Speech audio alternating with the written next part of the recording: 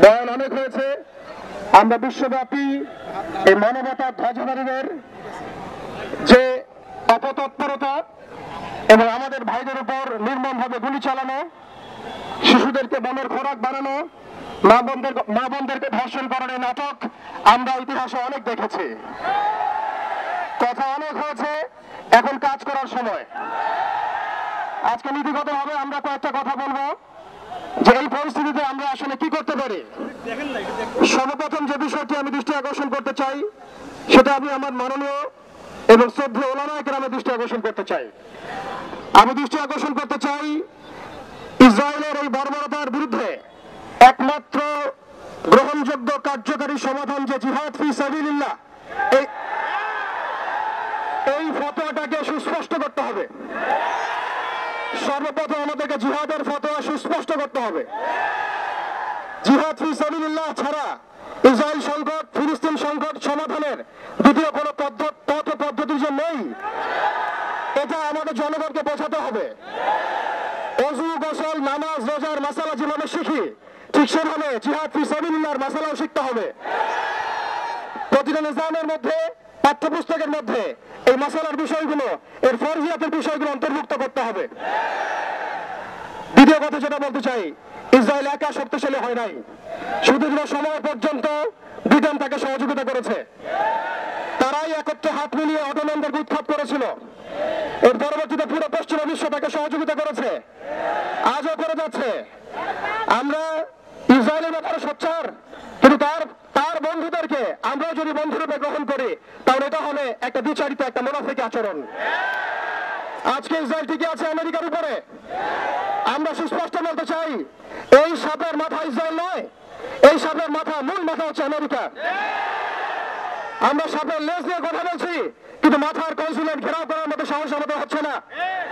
তাদের প্রতিনিধিকে ডেকে এনে জিজ্ঞাসাবাদ করার মতো সাহস আমাদের হচ্ছে না।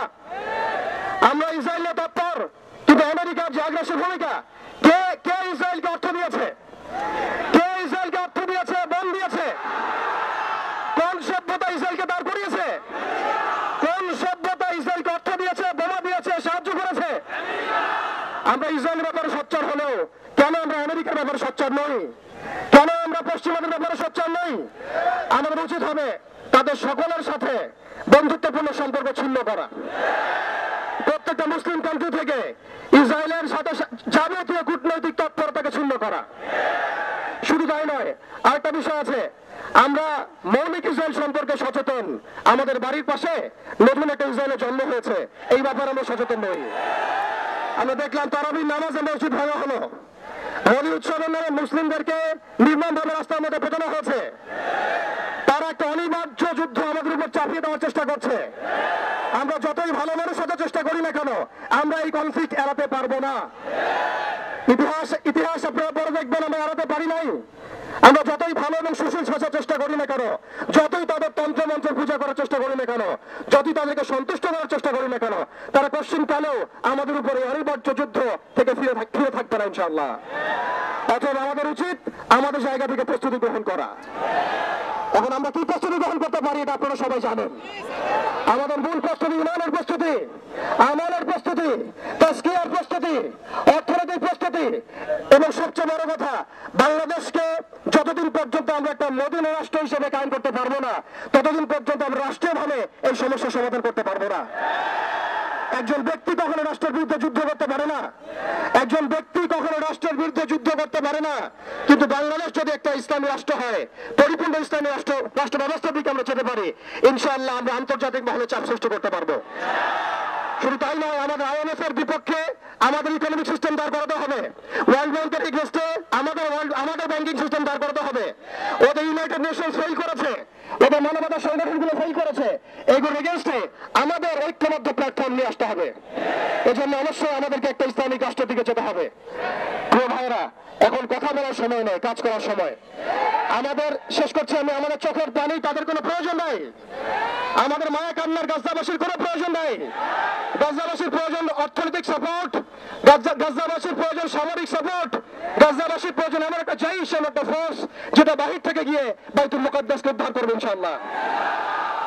আর আপনারা ভবিষ্যৎবাণী শুনে রাখবেন, ইনশাআল্লাহ আযজা ওয়া জাল আল্লাহ রাব্বুল আলামিনের এই বান্দাদের মধ্যেই এমন একটা জয়শ, এমন একটা দল আল্লাহ পাক সৃষ্টি করে দিবেন ইনশাআল্লাহ। যেই দল, যেই জয়শকে পৃথিবীর কোন সেনাবাহিনী থামাতে পারবে না ইনশাআল্লাহ। শেষ পর্যন্ত তারা বাইতুল মুকাদ্দাস মুক্ত করেই ছাড়বে ইনশাআল্লাহ। শুধু সময়ের অপেক্ষা। তারা আমাদেরকে অপশন দিয়েছে, হয় আমাদের দাস হও, না হলে মরো। শেষ কথা, তারা আমাদেরকে অপশন দিয়ে দিয়েছে, হয় আমরা তাদের দাসত্ব করবো, না হলে মরবো। আমরাও বলে দিচ্ছি, আমরা দাসত্ব করবো না।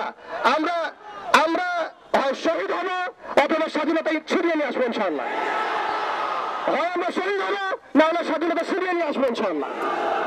আল্লাহ পাক আমাদের বাংলা তাওহীদ থেকে কবুল করেন, আমিন। ওয়া আখিরু দাওয়ানা আলহামদুলিল্লাহি রাব্বিল আলামিন।